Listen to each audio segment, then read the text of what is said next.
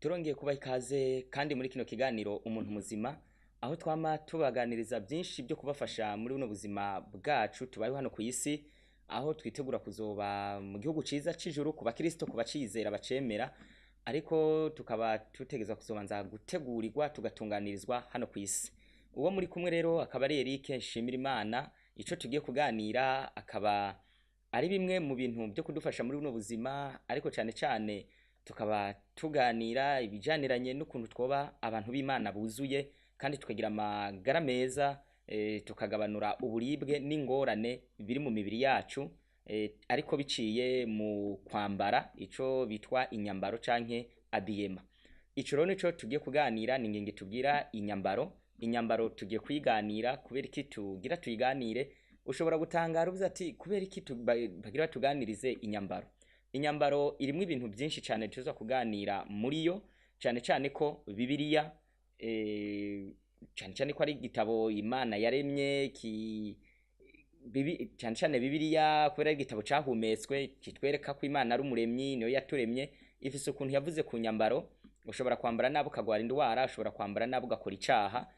Kandi abashakashatsi, abahinga, imiryango ku isi ijejwe amagara y'abantu imaze gushira habona biciye mu bitabo byinshi, mu badokiteri benshi cyane, yuko inyambaro mbi, kwambara nabi, tushatse tukabanza tukabikura mu by'Imana no mu by'ubukristo, ariko ushobora kwambara nabi ukagwara indwara nyinshi. Hari benshi rero bama baje kutusaba inama z'indwara bagwaye, ariko izo ndwara uzikurikiranye ugasanga zitegwa n'ukuntu bambaye nabi.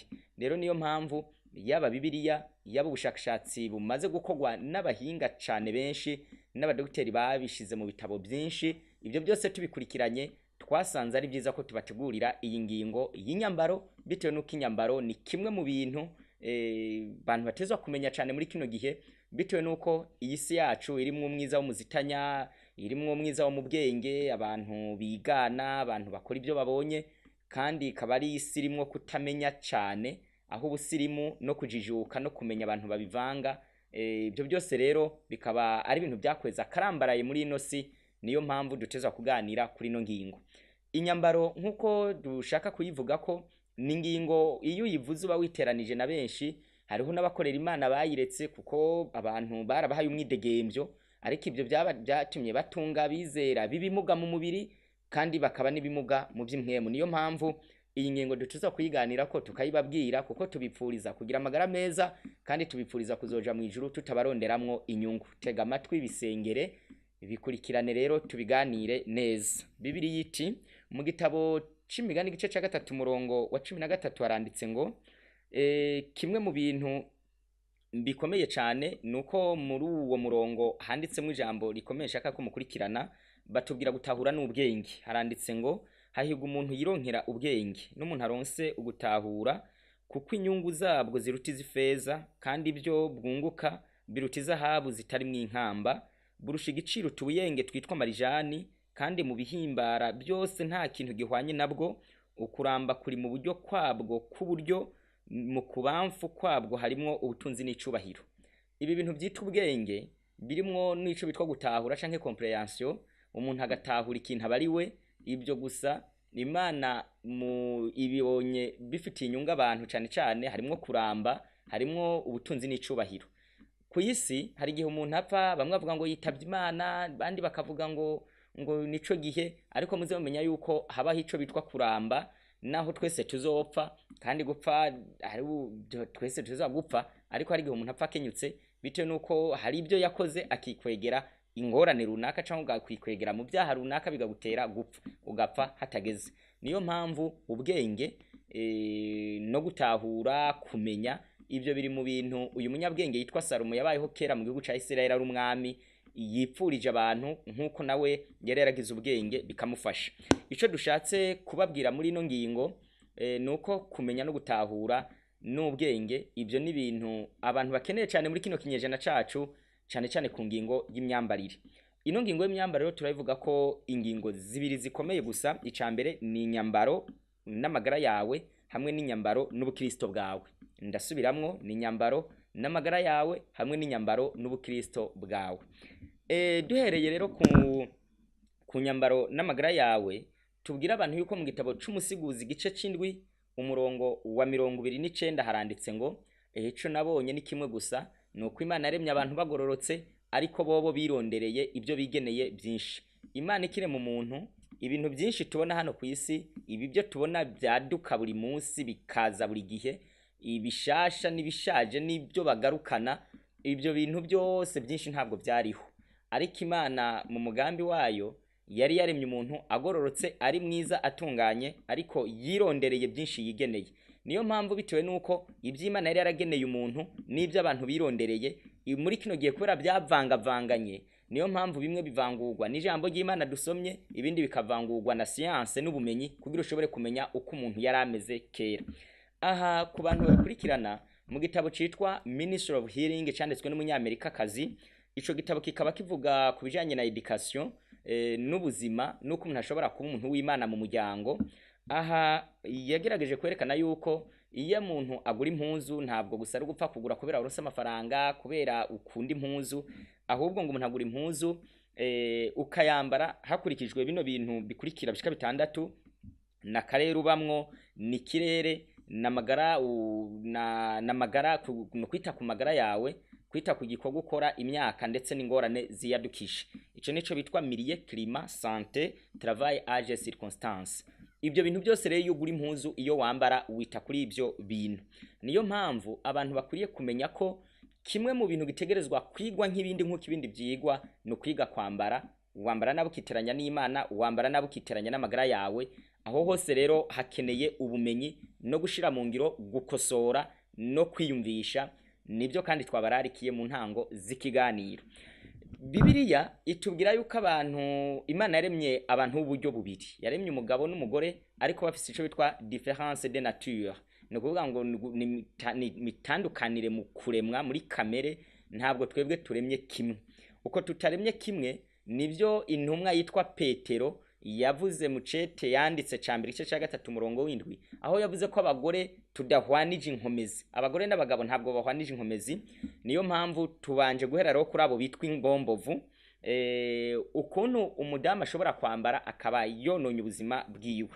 Icambere ni impuzu ifatiye ku kiyunguyungu. Abantu mu byumve neza. Impuzu, impamvu Bibiliya yari yaravuze mu gusura mu byagezwe igice ca 22 umurongo wa 5 yuko umugabo n'umugore batazokwambarana, hari ibintu byinshi byari bivuzwe muri ujya murongo abantu bakwiye kumva. Impuzu ifatiye ku kiyunguyungu yonona amafyigo, amara n'igitereko n'ibindi bihimba by'irondoka, kukimera nk'iyibikwega. Hari abantu rero bambara muri no minsi umudamu gasanga nawe yasizemwo sentire. Niyo mpamvu muri Yesaya igice ca 3 kubakurikirana, muri ico gice habujijwe yuko abagore bambara amasentire. Ku bantu babizi, iyo umugore aboshe sentire cyangwa ukambara inguti y'umwanya munini ugashiramwo umugozi ukatubika cyane, uko kuntu iyo ubigize, iyo amubigira kenshi cyangwa ukambara ipantaro ifise ukuntu iboha cyane, ivyo bintu byose biragenda bikica izo nyama z'igitsina gore, n'abagabo zirabica, ariko cyane cyane ab'igitsina gore. Niyo mpamvu abantu bakwiriye kwambara amakanzu ariko afatiye ku bitugu akamanuka. Ngico kintu Imana yanka kunyama z'amara, amafyigo yabo canke ibindi bihimba by'irondoka nk'igitereko bigira ingorane zo kubohwa, zo kuvyigana bitewe nuko wahatubitse cyane. Kindi naco ni impuzu ndende ikuba hasi. Muri no minsi utaguye iburyo agwa ibumoso. Impuzu igenda ikuba hasi, hari abantu bambara akavuga ngo yabaye umukristo, ngo yagize neza, akambara ikintu kigenda kiriko kiravuza n'isoni mwibarabara. Ibyo bintu nabyo ntabwo byemeye, kuko iyo mpuzu igenda ikuba imyanda n'imicafu ikinjira biciye mu bihimba by'irondoka by'abagore. Ibyo nabyo gashobora gutera indwara nyinshi, harimo n'ama infection n'ubundi bwandu bwinshi. Ico naco ntabwo cemewe. Kindi naco ni impuzu ngufi cyane, canke kwambara impuzu itafuka amaboko yongere ifuke n'amaguru. Tubwira abantu yuko mu gitabo citwa Selected Messages Book 2, ico gitabo kuba gisoma cerekana yuko umubiri w'abagore n'uw'abagabo ntabwo biremye kimwe. Uw'abagabo urameze nk'uwugumye gato, uw'abagore uroroshe cyane, woroheye ingorane z'imbeho n'ubushuhe n'ibindi bintu bitandukanye. Ico tushatse kubabwira ni giki: impuzu yemewe ni uvuye ku kazirabuno nkajya hepfo ku kirenge, bisaba ibe igera kuri nko ku masantimetero 20. Iyo niyo mpuzu yemewe nziza. ikigenda gikuba na ngufi cane. Ibyo byose ntabwo byemewe bigera mu ntege muri no minsi bitewe nuko isi ishaka kurangaza abantu babone yuko wagize intege, babone nyene n'ibindi bijaniranye n'ubusambanyi n'ibindi byo kwigira ikintu n'igitangaza, bambone ko nanje ngezweho. Abantu basigaye bambara ibintu bigufi, ariko ibyo bifise ingorane zikurikira. Tubwira ababyeyi bambika abantu duhuzu tugufi tudafutse amaboko canke amaguru nko mu gihe c'imbeho.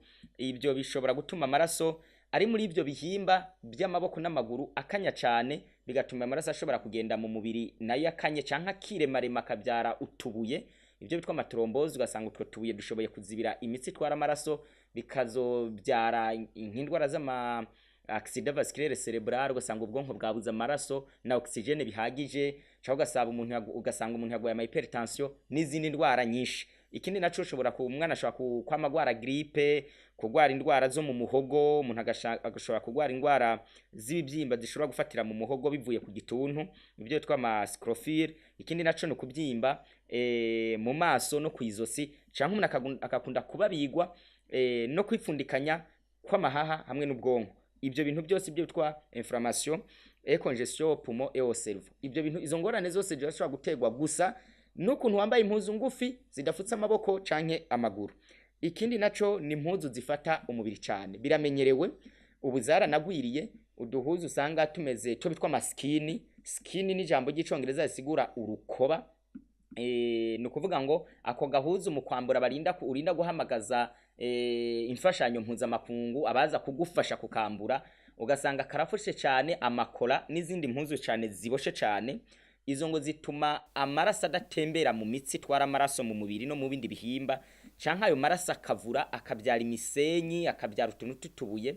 Utwo tubuye rero dushobora kugera ahatandukanye mu mubiri, dushobora kuzibira imitsi twara amaraso, bihimba bimwe ntibigeremwe amaraso, bikabyara indwara za hypertension, zikabyara ama gine de poitrine, ama infarctus de myocarde, ni indwara zirangwa nuko imitsi y'umutima iziba, canke hakaba n'izindi ngorane nyinshi zitewe nuko utwo tubuye twagiye twiremarema. Dushobora kugera no muri vesicule biliaire mu gasabo k'indugwe kaba hafi y'igitigu cane. Iyo ndugwe imenwa mu mara kugira ibifungurwa twariye by'ibinyamavuta bishobore kugirirwa, no kuvuga ngo bishobore gukorerwa digestion. Ico dushatse ro kubabwira ibyo byose, iyo misenyi ishobora kugira mu mafyigo n'ahandi henshi bitewe nuko wambaye impuzu ziboshe cyane.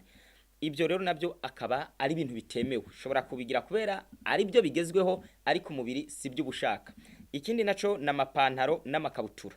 Mu gitabo citwa Bien-être féminin kitwereka neza yuko abantu b'igitsina gore, uyaba umukobwa canke umuntu w'umudamu, abo bantu badakwiye kwambara amakabutura canke amapantaro abafata, canke iyo uko yoba imeze kose ariko ifatira mu kiyunguyungu. Ibyo twanayibabwiye.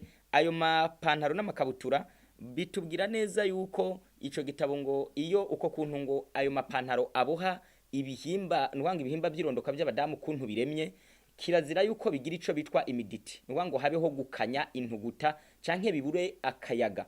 Iyo rero bimeze gutyo, abantu bakama biboshe mu makora no mu mabutura n'ibindi byinshi, bambaye ibintu byinshi, ibyo biragenda bigashobora kubyara imigera y'indwara biturutse ku myanda n'intuguta nyinshi, bigashobora kubyara indwara z'ama infection genital. Ugasanga abantu bagwa indwara z'ama infection adakuye mu busambanyi, adakuye mu njya mbi yariye, ariko akuye muri uwo mwanda uremwa nuko yemeye gusirimuka ariko akica umubiri.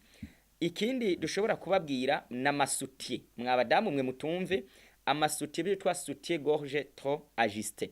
Naya masutiye ariko cyane cyane akozwe muri byo matière synthétique na maniro n'izindi nyinshi. Ni ngo izi mpuzu zose cyane cyane aya masutiye adakozwe mu ipampa. Izo mpuzu ariko akaba aboshe cyane, amabera yegera cyane akayaboha, ngo niyo ntandaro mu bushakashatsi bwakozwe n'abahinga n'abadokteri benshi, niyo ntandaro y'amakanseri y'amabere. Ubu ku isi mu makanseri abangamiye abantu cyane cyane b'igitsina gore ni kanseri z'amabere. Ubushakashatsi bwasanze ko kwambara ayo masutiye aboshe cyane nabyo bitera kanseri z'amabere. Ikindi kintu naco bigatuma amaraso adashobora gutembera cyane cyane mu tunyama tw'amabere. Ibyo rero byose biteye ingorane ku isi. Niyo mpamvu n'igihe abantu bageze kuryama b'igitsina gore bakwiye gukura amasutiye, ntabwo byemewe ko abantu bayararana. Ikindi naco n'amakorse. ibyo ico dushatse kubabwira nuduhuzu two ngaha mu bitugu n'inda dufata cane twagezweho mu kinyejana ca 19 mu Burayi hamwe no muri Amerika du Nord. Utwo tuntu twose kwa dutuma umuntu adashobora guhema neza kandi tukabangamira ko amaraso atembera mu nyama zo munda. Ibyo bintu byose rero abantu ugasanga umuntu agwaye indwara ndagwaye ukirirwa umuntu aragora abaganga bakirirwa bavura indwara n'iz'amayobera n'iz'abantu biteye bitewe nuko abantu bambaye mu gisirimu mu majambere ariko umubiri ubangamiwe. Ikindi naco ni hotalo, ni birato bifise itaro ndende cyane. Iyo taro ndende rero ubushakashatsi nk'itabo citwa Corse canditswe n'umudokiteri w'umwe Espanyol cerekana ko ikirato kirengeje amasantimetero 5 ico kirato ntabwo cemewe ko umuntu acambara. Aha tubabwire neza yuko no kwambara ikirato nuvuga ngo kiri plat kitagira gasa nuvuga ngo itaririye naco ntabwo cemewe mu buzima bigeze ku badamu ho kirabangamira cyane gose bitera rero iki ibyo byose bishobora gutera kononekara kw'igihimba cyo hagati c'ikirenge umuntu bitewe nuko umuntu haba hariho umubyigano w'ukuntu ugenda wiyengenga murabona aho tarakarato karekare umuntu wese akagendesha agenda adafise atafise equilibre. Ikindi naco bitera ingorane zo kuribwa imigongo abantu bama batakanga umugongo urandiye ngo ndapfuye. Ibyo byose bishobora gutegwa nuko abantu bambara izo mpuzu zimeze uko. Ibyo birato bimeze guki. Ikindi naco n'amasuvetima canke amabutura canke izi mpuzu z'indani z'abadamu mutwumve neza. Izi mpuzu iyo zitakozwe mu ipampa n'abaja kugura ku isoko n'abadandaza mumenye yuko impuzu y'indani yose yabibutura yaba izi mpuzu z'indani zitwa amasuvetima z'igitsina gore iyo zidakozwe mu ipampa ntabwo zemerewe kwambagwa n'umuntu afise ubwenge n'ubumenyi no gukunda amagara yiwe. Aha ibitabo byerekana yuko impuzu ikozwe mu ipamba ishobora gutuma ishobora kumara indugumba canke intuguta ico bitwa imidite ku mubiri w'umuntu, ariko ikozwe mu matière synthétique nk'amaniro n'ibindi kandi kenshi usanga arizo zisa neza abantu bashaka ariko nazo zinyegeje ibibi byinshi.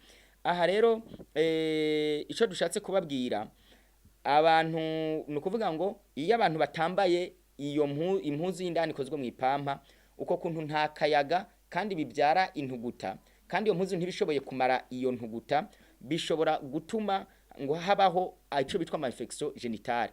Bugize indwara nyinshi mubona abantu bagwaye ku isi ziva ku tuntu tumeze nka dutoya abantu bagaya two mu buzima busanzwe ariko tuba dukomeye kuko umubiri waremwe ufise gahunda idapfa ahubwo ni upfa uyishura apfa wo mubiri nuko bimeze. Ikindi naco twababwira kirazira kwambara impuzu kanye y'indani hari umuntu heza kuyogamwo agaca yambara ibyo bitera indwara nyinshi canke ukambara impuzu zirimwo amaparfum canke zirimwo cyangwa ugasanga umuntu zishobora kuba ziri umuntu ugasanga umuntu yasizemwo ibintu by'amapudra mota cyane. Ibyo bintu byose ntabwo byemewe. Ico dushatse kubabwira batubwira ko umwansi wa mbere w'ibihimba by'irondoka by'abagore no kwambara ibintu bitatanga kayaga ibyo byose bitera ingorane. Ikindi naco ni ugufata amabere umuntu akaexposa ku zuba.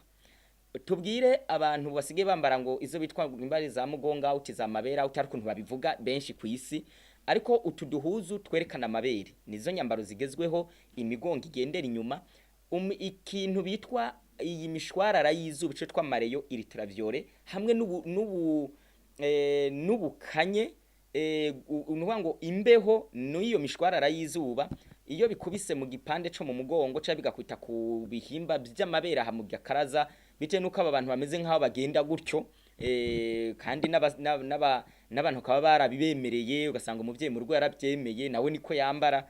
Ibyo bintu ngo biragenda bigatera ico bitwa amaserere cancerigene bishobora gutuma ngo biri mu bintu biteye amakanseri y'amabere cyane nkuko twababwiye n'ibindi biyatera. Niyo mpamvu cya bigatuma amabere yoroha akamera nkayoroha agasaza n'ingoga bitewe nuko izo ngorane zose abantu bazikora. Ico dushatse kubabwira kwambara ukikwiza dukuyeho ubusirimu no gushaka kwigira ikintu ariko ubuzima bwawe ejibere batariciye ukazoritunga ese akazorinda ukazorinda upfukirifise yoba ari inyungu hakwemera kugendana n'igihe. Ico dushatse kubabwira iko niko kwambara mu ncamake dushatse kubabwira abantu b'abagabo bo bafise ibintu bibiri bikomeye. Umugabo ashobora kwambara aya masokisi asanzwe y'ibirato, iyo yegera cyane umubiri ashobora gutera kuvura kw'amaraso canke bigatuma amaraso yo mu kirenge yo mu kirenge canke mu kuguru atagenda neza. Niyo mpamvu mu kugura amasokisi, gura amasokisi bitari bininiya, atari n'amatoya cyane, ariko aguha akayaga. Ikindi naco n'amajinisi n'amapantaro y'amajinisi yegereye cyane umubiri. Ikico abagabo bacumve, iyo amajinisi yegeye cyane umubiri akegera amatengatwa, ico bitwa testicule, bishobora gutuma ayo matengatwa temperatire yabamwo yiyongera. Iyo ubushuhe bwiyongereye muri yo bishobora gutuma bukaba temperature ya normale, bishobora gutuma ubwo bushobozi buba muri ayo matengatwa bwo gukora intanga za kigabo ubupfa, umuntu agashobora kuba ingumba y'umugabo umuntu ntabyare nta bindi cakagira intanga zidakomeye, ugasanga umuntu nyene yabaye gutyo. Niyo mpamvu ibintu byo kugenda umuntu yambaye utuntu tudupantaro dufata nkaho menga bamuhambiriye ni umuganda w'inkwi batekeye, ntabwo byemewe. Hari impamvu rero nkuko turiko turabibabwira, ibintu bijanye no kwambara ushobora kwambara nabo ukiteranya n'Imana cyangwa ukiteranya n'amagara yawe. Hari impamvu ziza zitera abantu kwambara nabi canke gupfa kwiyonona, abantu bakakora ibintu bitemewe nkuko bashaka. Icambere ni kutamenya gushobora gutuma hari ibintu wakoze utaruza, ariko kuva ubimenye bihindura. Ca kabiri ni mode, nibigezweho. Abantu benshi arembera akambara ibiboshe, ibituma hena, ibituma akora ikindi kintu cyaco cyose kibi, abantu akabatsitaza, ariko akemera akambara icica ubuzima bwiwe, ariko agendane n'ibigezweho. Ikindi naco mu gitabo citwa Education handitsemwo yuko mode ari umugore arongoza isi ukuboko kw'icuma, ngo umuntu wese amugira ngo caha ngo yanamaze n'amafaranga nayo yari yagenewe gufasha imfuvyi n'impfakazi n'abagowe n'umurimo w'Imana, ayo yose ngo yahereye mu mpuzu. Hari abantu impuzu bazigize nk'Imana, nk'ikigirwamana, atambaye atumva tuje. Ibyo byose byugarije iyi si yacu. Ikindi naco ni amour de paraître, ico twa ostentation, bambone nanje mboneke, mbe mu bandi, mbe nanje sinsuzugurike. Ikindi naco no kwigana, ibindi n'ubukene, ikindi n'amafaranga. Hari abantu bakina ibirori, abakina ugasanga abantu akemera gakina agiye mu mahiganwa, akemera kamara impuzu mbi zihenesha zimeze nabi nka za bikini n'ibindi, kugira ashobore kuronka amafaranga menshi. Uko niko isi yubatse. Rero aho turangirije ni nyambaro n'ubukristo bwawe. Mu bukristo abantu hatezwa kumenya ko impamvu twambara, mu Vyashana 3:18 hatubwira ngo kugira ngo uhishe ubwambure bwawe. Niyo mpamvu muri ico gice avuga ngo ungureke impuzu. Twebwe twambara kugira duhishe ubwambure. Ibirenze ibyo no gukingira ubuzima bwacu no kutiteranya n'Imana cyangwa gutsitaza abantu. Ikindi dushaka kubabwira, hari igihe umuntu yambara impuzu ariko zerekana akazi akora. Umuntu akambara impuzu ariko zigashobora kwerekana ko akora kino. Nk'akarorero ushobora kwambara impuzu ukaneka kuri umuganga, kuri umusirikare, gukora akazi runaka. Kwambara impuzu biraranga umuntu. Niyo mpamvu ibitabo byinshi byerekana ngo iyo umuntu arinze yambara nabi canke neza ngo niko abameze no mu mutima, ngo ibiri ngo mu mutima ngo bikunda kwerekanirwa mu nyambaro ziwe. Ico dushatse kubabwira mu gitabo cha Bibiliya, mu gitabo c'Imigani gice c'indwi umurongo wa 10 handitse ngo maze uwo mugore aramusanganira yambaye nka kumwe kwa maraya afise umutima w'ubujyaje. Nuba ngo maraya afise ukuntu yambara, n'umuntu ashobora kugira ukuntu yambara. Mu bukristo n'umukristo afise ukuntu yambara.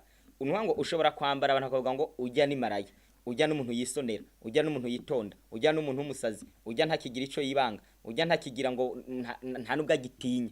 Ibyo byose bishobora kumera gutyo. Ico dushatse kubereka, Bibiliya idusaba kwambara neza, umubiri udusaba kwambara neza. Kuko muri Zefaniya igice ca mbere umurongo 8 haranditse ngo maze kuri uwo munsi w'ikimazi canje Jehoraho nzohana baganwa n'abana b'umwami n'abambaye imyambaro y'inyamahanga. Kwa abanyamahanga iyo umuntu ari mu Kristo n'abatizera, babandi birirwa mu birori, babandi birirwa mu miziki, abanyabyaha abirirwa mu kabare, nuvuga ngo abantu bose babi bafutaniye mu byaha batarakira gakiza, abo no bitwa abanyamahanga. None muri no misi abaririmbye urabareba ugasanga sinzi uko babaye. Wareba abakorera Imana, abantu nuvuga ngo ikintu bitwa inyambaro uyoba gutandukanya umukristo n'indaya n'umubandi n'umusitari n'uwundi muntu wese yigize ikintu, ibyo bintu bigiye mu nyandiko ukunda kubura aho bitandukaniriza. Niyo mpamvu mureke Imana muri uno mwanya idufashe, iduhe kumenya neza yuko kwambara ari kimwe mu bintu abantu bateza kwiga, haba ku nyungu z'ubuzima bwawe canke ku nyungu zo kubana amahoro n'Imana yawe. Mu gitabo cyo gusubira mu byagezwe aho dushaka kurangiriza, igice ni ca 29 umurongo wa 19 haranditse iri jambo rikomeye ritubwira ngo ntihaze hagire uwumva amajambo y'uyu muvumo ngo yihende mu mutima wiwe ati nzoba amahoro naho nopfa uko ngenze. Ibyo byo bari kurandirana ibitotahaye n'ibyumye. Hari gihe umuntu abwirwa ikintu, zabiza ingorane z'ubuzima, zaba ukuntu umuntu ashobora kwambara akiteranya n'Imana akababaye umuntu Imana itemera. Ibyo byose ni ukuvuga ngo wihenze mu mutima ukavuga ngo nzoba amahoro naho nopfa uko ngenze. Ibyo ntabwo byemewe. Imana irashaka ko dukira imibiri yacu, ariko hari indwara nyinshi ziterwa nuko wambaye nabi. Mubimenye mu biha agaciro. Hari n'ubundi bupagani no kutamenya Imana ariko buvanzwe n'ubukristo bw'iki gihe bw'ishusho yo kwera gusa, nabwo bwinjiriye mu kwambara, aho umukristo, umunyamahanga, umupagani, indaya, umusitare, umuntu yononekaye utamutandukanya n'uw'Imana, nk'uko umusirikare n'umuganga n'ukora muri banke n'uwundi wese ushobora kuvuga ngo uyakoraha atavuze adakoze. Uko niko n'impuzu zivuga uwo uriwe. Impuzu zishobora no kuvuga uko umeze biciye mu magara yawe. Murekerera Imana itwungura ubumenyi, iduhe kongera gutinya Imana, iduhe kongera kumenya yuko kwambara uko ushatse nabyo bifise ingorane. Abantu bahahamira impuzu nk'aho umenga ni mpwemu yera bariko barasaba. Hari abaraza abagabo kujya musonga, hari abana bambara impuzu nyinshi, ugasanga umuntu mu mpuzu waguze nta n'umukene wofasha, nta n'ugupanga kuzohako no kwambara nambare, ugasanga umuntu yarabigize nk'ibintu menga ashaka kugwiza bamubone, ku buryo hari gihe n'umuntu agiye gusenga agera mu cumba kirimo impuzu akabura iyo atora, akabura iyo yambara, ati intuza arayifise n'intuza arayifise, ugasanga umuntu yarabigize ikigirwamana. Mureke rero twambare ku nyungu z'iby'Imana no kuja mu ijuru no ku nyungu z'amagara yacu mu izina rya Yesu.